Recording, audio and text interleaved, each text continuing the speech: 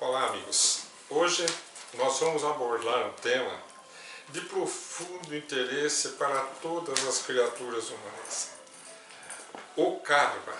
O karma não é uma palavra espírita, é uma palavra derivada do sânscrito. O sânscrito é uma língua considerada morta, que era falada no Nepal, no norte da Índia, mas hoje ela ainda está inscrita entre os idiomas oficiais, que são 23 idiomas na Índia, por causa da religiosidade. É muito usada nos cultos.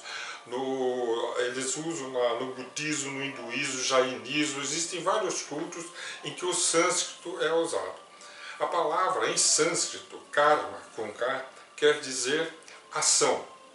E para nós espíritas designa a lei que os espíritos superiores vieram nos apresentar, muito conhecida, chamada lei de causa e de efeito. Não a lei da física, a lei moral. A lei que vai, conforme nós vamos apresentar os textos do ministro Sanzio, que o espírito André Luiz, através de Chico Xavier, narra para nós no livro Ação e Reação, alguns tópicos sobre o tema. É uma lei moral de profundo interesse para a evolução de todas as criaturas. E é interessante a gente fazer aqui uma conexão com o budismo. Porque no budismo, a lei kármica é como se fosse uma roda viva, onde uma roda gigante. Lembra o José Raul Teixeira, o expositor, uma vez numa palestra, ele faz essa comparação, que uma vez que ela é acionada, você não consegue mais ali impedir que ela gire. Ela vai dando consequência dos atos, daquele movimento que iniciou. Podemos lembrar do pêndulo também. Uma vez ele é acionado, ele vai e você não controla, a não ser que segure com a mão. E dá para segurar a ação, esse karma. Como? E é isso que nós vamos estudar. Para o budismo, quanto para a doutrina espírita, o karma ele pode ser positivo ou negativo, porque é uma ação. E toda ação vem trazer uma reação, uma consequência. E se a ação é uma ação positiva, benéfica, as consequências serão positivas, tanto para as pessoas que estarão recebendo aquela ação, quanto para a pessoa que está praticando aquela ação. Então as pessoas que geram, vamos dizer assim, que adentram, acionam a lei do karma de forma dentro da lei do amor, são pessoas que vão desfrutar do bem, da colheita do amor que plantaram. Lembrando que a lei do karma, a lei de ação e de efeito, ela está inserida naquela frase mágica de Jesus, quando ele diz: a semeadura é livre, mas a colheita é obrigatória. Quer dizer, uma vez que semeou, você é responsável por aquela plantação. Você vai colher o que você plantou. E isso aqui nós vamos ouvir do ministro Sanzio, um espírito de altas esferas que vem até a região em torno da Terra de Umbral, onde tem uma mansão chamada Mansão Paz, de socorro à espiritualidade inferior, onde ele dá uma aula sobre o karma e ele diz assim: para nós, o karma vai representar a conta de cada um, englobando os créditos e os débitos que, em particular, nos digam respeito. Então veja que não é só coisa negativa, não é só débito, não é tem que pagar karma, não. Pode colher a bênção de um karma. Então são créditos e débitos. Então vai entrar dentro de uma contabilidade moral, uma contabilidade espiritual. E ele diz assim em uma outra frase: essa conta não apenas cataloga o indivíduo, mas povos, raças, estados, instituições. O que quer dizer? Que existe o karma coletivo. Quando um país inteiro se junta para destruir um outro país, o karma é do país, é de todo aquele povo. É lógico que vai entrar o individual. Tem pessoas que estão tendo que fazer aquilo que o país obriga, mas que não gostariam de estar fazendo.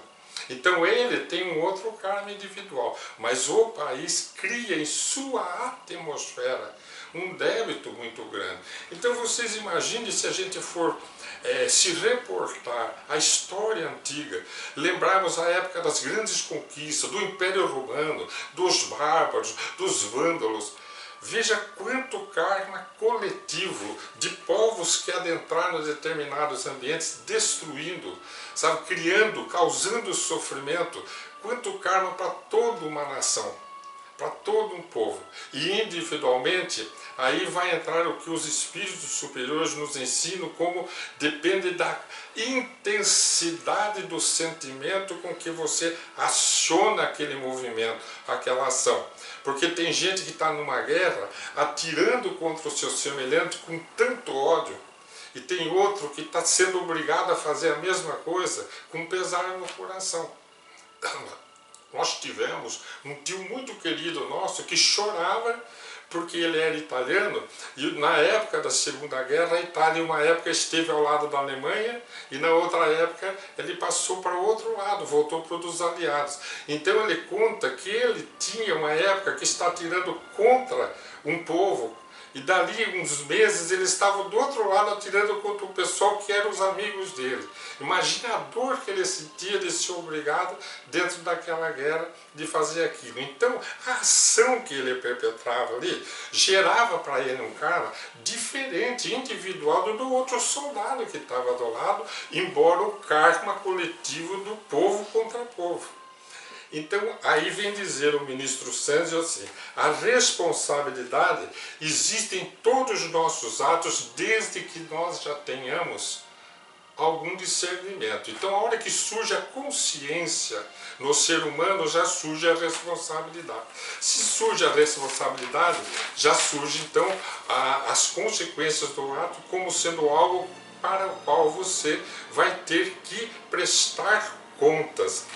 E após conquistarmos, diz então Sanzio, a coroa da razão, tudo se nos pedirá contas no momento oportuno. Então não precisa ser imediatamente, pode ser na mesma vida, pode ser numa outra existência, mas nós sempre teremos que dar conta. E aí entra o Código Penal da Vida Futura, do livro Céu e Inferno de Allan Kardec, onde ele diz que os mínimos atos, a mínima falta, terá que ser levado em conta e da qual o indivíduo terá que prestar conta, seja na mesma existência ou seja numa outra existência.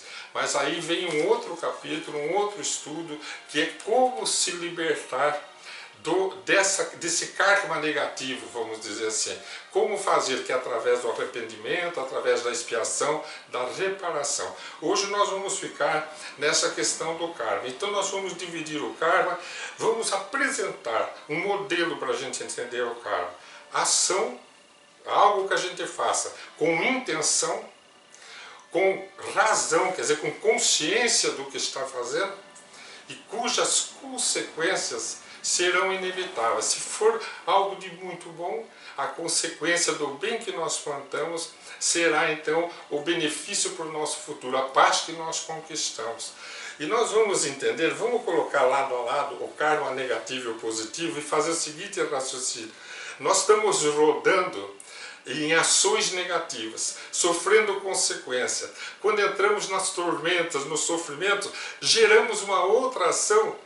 Ao invés de a gente gerar ação de perdão, de amor, de paciência, de resignação, iluminação kármica do nosso futuro, nós geramos mágoa, revolta, desejo de vingança, e nós acionamos de novo a roda do karma, vamos dizer assim, essa lei de causa e efeito contra nós mesmos. E aí começam essas vidas sucessivas de dor, de sofrimento, por causa da imperfeição do nosso espírito. Aí chega Jesus e ilumina o nosso mundo e diz para a gente: hajam perdoando, sejam misericordiosos, visitem os presos, cuidem dos doentes. Sabe, ele começa a propor a ação de luz, a ação do amor. Sabe, sirva o teu próximo, ama a Deus sobre todas as coisas, o teu próximo como a ti mesmo.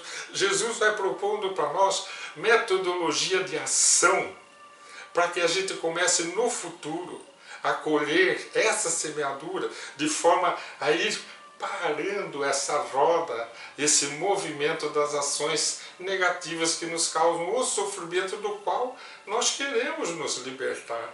E aí entra aquela frase tão conhecida de um dos grandes apóstolos que diz: o amor cobre uma multidão de pecados. E o Espiritismo vem dizer que errou, está em débito. Como que cobre? Cobre assim, você sai daquele mecanismo, você interrompe aquele mecanismo de causar dor, dor gerando dor, dor gerando dor, porque você não consegue sair desse raciocínio. Vou lembrar para vocês um caso que eu já apresentei aqui, da Ivone Pereira, do livro Cânticos do Coração, onde ela apresenta um caso de um médium que veio à Terra com a missão de socorrer e que não deu conta da tarefa. Só para apresentar esta situação. Ele vive em Ouro Preto e ele vai estar passando por essa mediunidade atormentada, mas abençoada, onde ele pode ser útil, ele é receitista. O próprio Dr. Bezerra, através dele, consegue ajudar muita gente. Só que ele é irresponsável, ele não se dedica à prática do bem. Quer dizer, no livre-arbítrio dele, ele não opta pela ação que geraria uma reação do amor neutralizando os seus débitos. Qual é seu débito? Um século antes, na mesma Ouro Preto, antes Vila Rica, época de Maria I, ele foi um procurador público. E ele começa a usurpar os bens públicos utilizando-se de um funcionário seu. Mas tudo assim, enganando o funcionário. Vai lá, pega aquelas coisas, venda, traz a nota, tudo. É tudo para o governo, tudo para o império. E não era, era tudo para ele. E passado alguns anos, quando ele se deu conta de que ele iria ser pego, o que ele faz? Ele resolve entregar esse servo. Então nós já contamos essa história numa outra reflexão, dizendo que ele estava roubando o tesouro, e na verdade quem estava roubando era ele. Olha a ação, ele gerou uma ação de roubo, por interesse próprio, delatou uma pessoa inocente. Então agora vamos abrir aqui, vamos separar essas duas pessoas. O que eu tenho aqui? Eu tenho uma pessoa gerando uma ação negativa, que vai se transformar em sofrimento no futuro dela.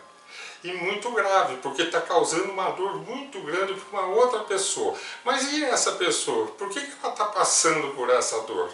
Então ela está vivendo essa roda kármica de maneira de hoje ela está vivendo o momento da colheita de algo que ela acionou lá no passado, porque a lei de Deus é perfeita. Deus não iria deixar essa pessoa passar por essa traição, por essa falso testemunho, essa falsa delação, e pela forca, que ele foi enforcado em praça pública, com 8 filhinhos, suplicando perdão, e foi ali enforcado, ficou das 7 da manhã às 5 da tarde em praça pública, o corpo exposto. Ele não iria passar por isso se ele não tivesse concluindo um processo kármico. Concluindo se ele aceitasse com resignação aquele momento, se Deus quer assim, é porque é para o meu bem. Mas não, se encheu de ódio, se liberta do corpo com desejo de destruir aquele que o delatou. Isso transforma num espírito perseguidor por décadas atrás, aquele promotor acionou novamente, dentro da lei de causa e efeito, um outro movimento negativo, virou um obsessor. Olha, gente, como que poderia ele interromper esse processo? Ah, mas ele foi mentira, ele não roubou, mas ele está passando por uma expiação, uma prova. O que Jesus fez? Jesus não fez nada, foi condenado como se fosse um criminoso, foi levado à cruz ao lado de 2 malfeitores para dizer para esta pessoa e para nós: perdoe, eles não sabem o que fazem. É assim que você rompe esse karma negativo, essa roda negativa, é assim que você se liberta.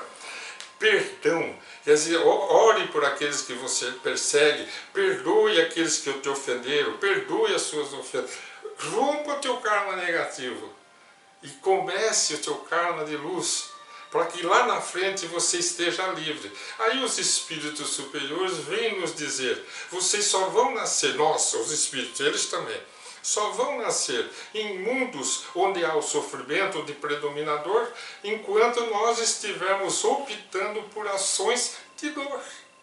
E aí então a gente lembra a frase do Raul Teixeira, esse querido expositor, notável expositor, quando ele diz assim: o karma nós podemos dizer que é feito de amor ou de dor.